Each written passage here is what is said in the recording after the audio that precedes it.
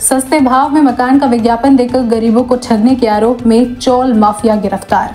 वसई विरार में ऐसे न जाने कितने चाल माफिया और अवैध बिल्डिंग के बिल्डर हैं जो अलग अलग कंपनी बनाकर गरीबों को ठगने का काम कर रहे हैं और फिर ठग कर फरार हो चुके हैं। वसई विरार क्षेत्र में अवैध चौल में रूम बनाकर सस्ते का लालच देकर गरीब नागरिकों से 24 लाख रुपए की ठगी की गई। ठगी करने वाले चौल माफिया को मानिकपुर पुलिस ने गिरफ्तार किया है। इस ठगी का मामला दर्ज होने के बाद पीड़ितों की संख्या में वृद्धि हुई है और आरोपियों द्वारा ठगी की गई रकम में भी इजाफा हुआ है। पुलिस के मुताबिक जालसाजों में सचिन सिंह, आशुतोष उपाध्याय और प्रशांत मिश्रा शामिल हैं।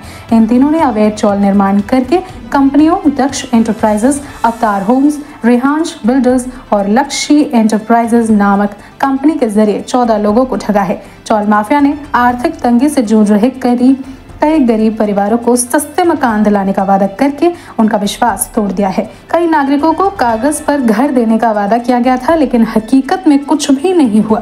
फिलहाल पुलिस आरोपियों को गिरफ्तार कर लिया गया है और उनके खिलाफ आगे की जांच जारी है। वहीं पुलिस ने अपील की है कि इन आरोपियों द्वारा ठगे गए व्यक्ति को मानिकपुर पुलिस थाने से संपर्क करना चाहिए।